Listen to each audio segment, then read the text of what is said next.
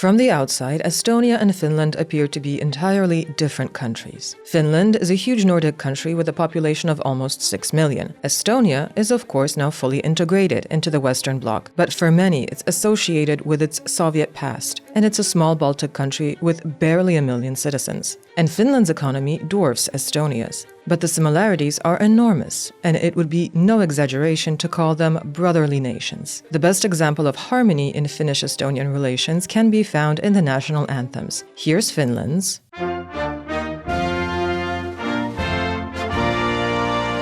and here's Estonia's.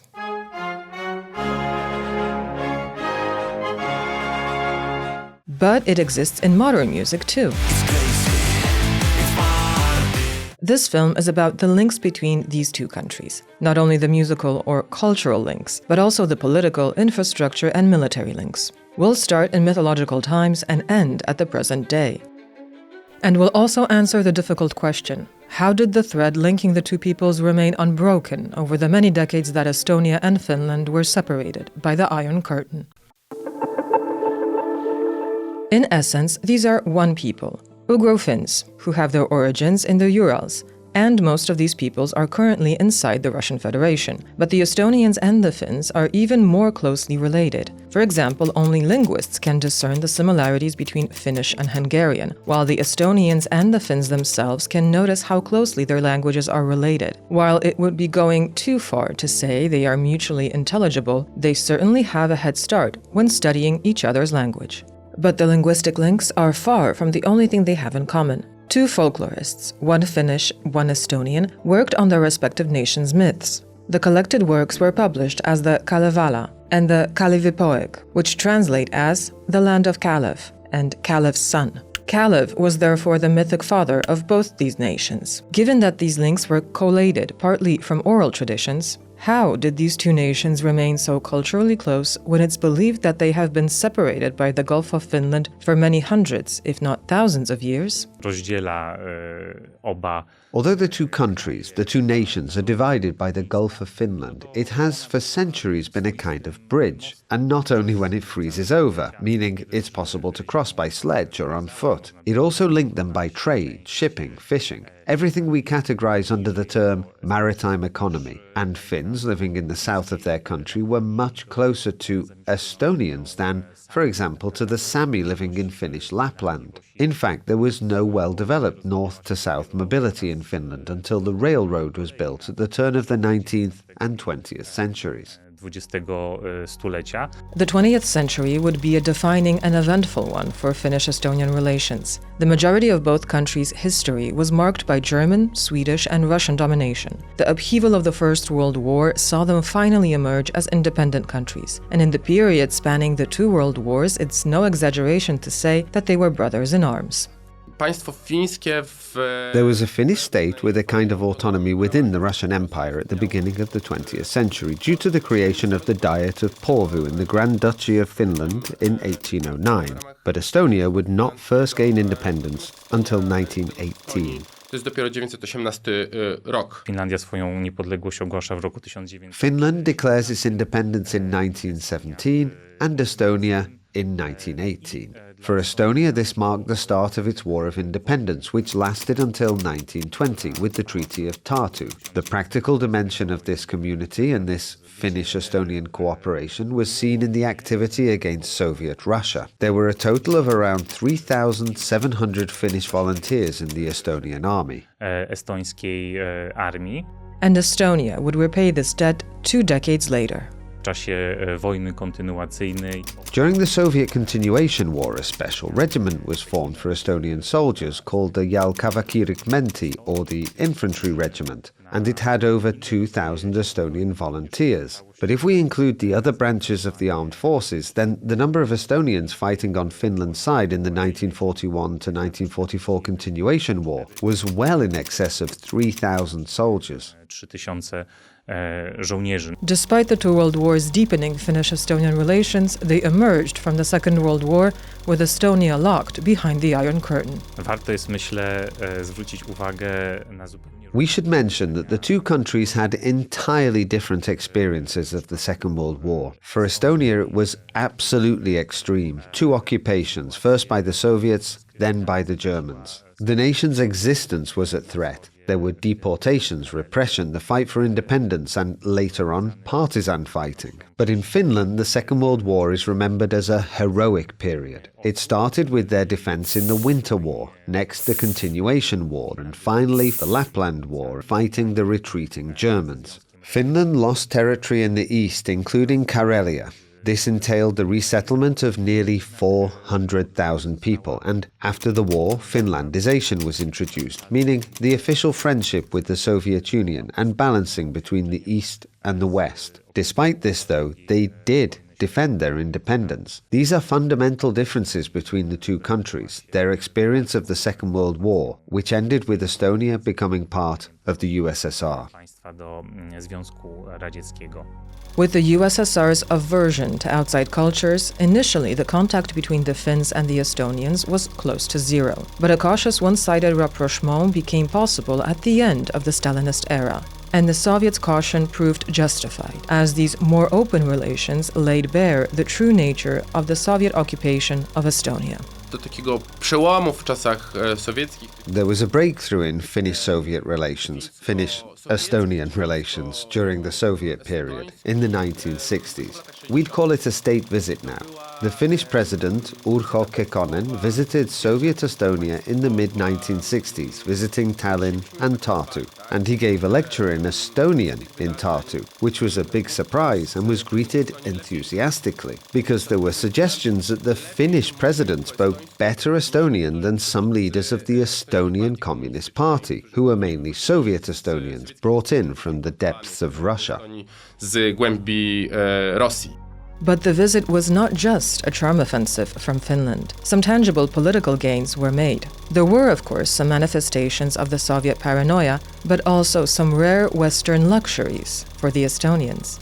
Ta wizyta Kekkonena pozwoliła uruchomić ruch promowy. Kekkonen's visit saw the start of ferry links between Helsinki and Tallinn. It launched tourism between the Soviet Union and Western Finland. This was a revelation in Soviet terms. It was only possible in one direction, from Helsinki to Tallinn. They built a hotel specially for Finnish tourists in the center of Tallinn, the Hotel Viru. There are a few interesting things to say about this hotel. Firstly, that it was built by a Finnish construction firm, but it wasn't an ordinary hotel. There were no guest rooms on the 23rd floor because it was used in its entirety by the KGB, who were eavesdropping on the Finnish tourists in the hotel. And this Finnish tourism to Estonia somehow opened the door a little, allowing the Soviets to catch a glimpse of the West. Because these tourists weren't just coming to admire Soviet Tallinn. They were bringing products with them that you couldn't get in the USSR. Sweets, newspapers, deficit goods. And also, for example, pornography, which was unavailable in the USSR, but was something completely normal in Finland. There was also this link to the small-scale trade in contraband goods from the colourful West, which were being bought up by Estonians and distributed throughout Estonia illegally. It was only with the collapse of the Soviet Union that genuine close relations would again become possible. But decades spent in different systems meant the nations had different outlooks on the world. Finland had found its place as a Nordic country, pursuing the Scandinavian welfare model. But Estonia, with its economy scarred by communist interventionist policies, did not look across the Gulf of Finland for inspiration, but across the ocean. Estonia adopted its economic model on the wave of reforms at the end of the 1980s and the beginning of the 1990s. The country opted for a neoliberal economic model. The best example of this is that Estonia has relatively low taxes, lower than in Finland. Nominally, there's a flat rate tax, and reforms were introduced at the dawn of the country's independence. While the Soviet Union was collapsing, they took on very many aspects of the American economic approach. This was quite widespread in Central and Eastern Europe then, but Estonia went about it in turbo mode, in essence introducing all the elements of neoliberalism. And while Estonia was keen to separate itself from Russia as completely as possible, this was not so stark a choice for Finland. The Estonians were unhappy about the Finns maintaining some restraint and caution in their bilateral relations. At the turn of the 80s and 90s, the world was changing, but Finland at first prioritized its relations with Moscow. But later on, the interpersonal contacts, the trade contacts, and finally also the political contacts were liberated. Zostały uwolnione. And geography made many of these decisions obvious for both countries. W obu przypadkach centralnym ośrodkiem. In both cases, the main economic, social, and political center is the capital city. The majority of Finland's population lives in Uusimaa, the capital region, the metropolitan area, and the majority of Estonians live in the Harju region, the metropolitan area of the capital, and the majority of both countries' GDP is produced in these regions. PKB obu tych państw.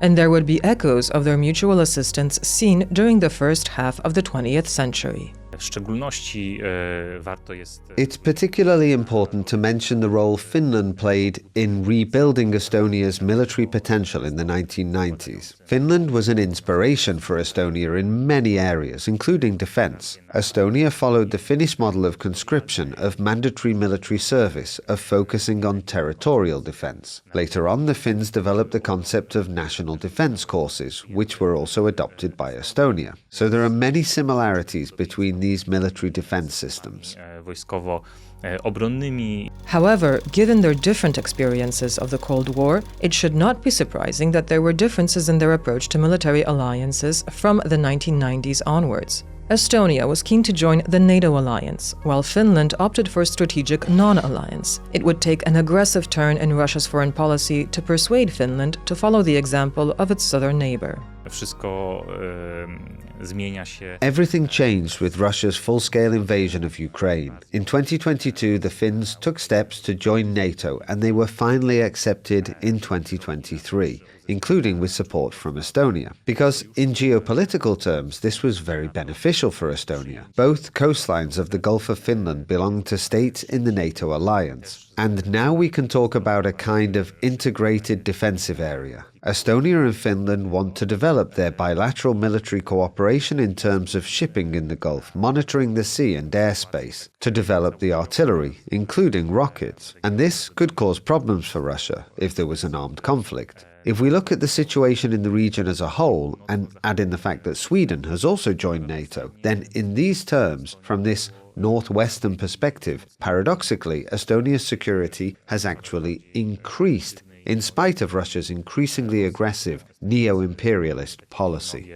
Mają za miedzą. Over 30 years have passed since Moscow lost its grip on Estonia, and 20 years have passed since Estonia joined the EU. Its turbo reforms have meant the Gulf of Finland no longer seems as wide in economic terms. However, it's still possible to observe a lack of equilibrium in some areas. Tym głównym kierunkiem Helsinki was the main choice for Estonians. It's quite close, and 20 years ago it was much wealthier than Tallinn. There was the linguistic similarity and a degree of cultural similarity, and these made migration easier. If we look at the statistics for the last 20 years, we can see there are 50,000 Finnish residents with Estonian citizenship and around 50,000 Estonian speakers in Finland. But this isn't the whole picture. There's another phenomenon which is highly developed: shuttle migration between Tallinn and Helsinki. The two cities are linked by ferries which sail several times a day and link the two capitals. The Estonian and the Finnish statistics agencies regularly exchange information. It's hard to estimate the scale of this back and forth migration, but people say there could be as many as 100,000 Estonians who spend part of their life in Finland. Today's remote and hybrid working system means it's possible to sail across the Gulf for 1 or 2 days to go to the office and then return to Estonia. Do Estonii. And during the period of lockdowns, this caused tensions. W 2020 roku. This was the backdrop to a crisis in Finnish-Estonian relations in 2020. Finland, like the other European countries, reacted to the COVID pandemic by introducing restrictions on entering the country. Only people registered in Finland could take the ferry from Tallinn to Helsinki. This impacted those travelling to work in Finland and was discussed at the level of the ministers of foreign affairs. Dialogu na szczeblu ministerstw spraw zagranicznych. Of course, there are also Finns who find Estonia to be an attractive destination. ale też Finowie jadą na południe. But Finns also travel to the south, mainly for entertainment or short-term tourism. The statistics agencies reveal the scale of this. But you can also see what's happening at the port of Tallinn, because for years Finns have traditionally travelled to Estonia for the cheaper alcohol. However, they also visit Tallinn's old town. There are bars there, especially for the Finns. One great example of this is Helsinki Karaoke Bar in the centre of Tallinn. It has a Finnish flag outside. The Finns really enjoy karaoke. The Estonians not so much. Finnish migration to Estonia is small, around 7,000 or 8,000. Some of these are probably middle managers, expats, and there's certainly a small number of retired people who've chosen to spend their final years in Estonia for the simple reason that daily life is cheaper there. To jest po prostu tańsza do takiego codziennego życia. The exchange of peoples and geographical proximity mean that the cultural rift caused by the Iron Curtain is being healed. Of course, there are many mixed marriages. The cross-border literary scene is thriving. There's a popular Finnish crime drama in which Tallinn features heavily. Collaborations in music, in particular hip-hop, and the Eurovision Song Contest are well developed. It can be said that the relationship is one between the older and younger sibling, but it's clear there is warmth between the peoples. The trend is one of ever closer cooperation. What should we expect to see in the short to medium-term future? W przestrzeni publicznej nieraz pojawia się taka nazwa In the public Helsinki. sphere, you sometimes hear the name Helsinki, which is the name for the urban agglomeration of Tallinn and Helsinki. The discussion is a little artificial, but in both the political and public spheres, for 20 years there has existed a plan, which has not been implemented, to link the two capitals via a road and rail tunnel under the Gulf of Finland. Kolejowy po dnie Zatoki Fińskiej. Te związki to również infrastruktura krytyczna. There are also critical infrastructure links, the subsea Baltic connector gas pipeline. Here the countries cooperate in the field of energy security, and these Finnish-Estonian relations truly have huge potential for them to take joint advantage of their proximity across the Gulf of Finland. Tej bliskości przez Zatokę Fińską. Thanks for watching. If you enjoyed this film, why not try one you can see on screen now?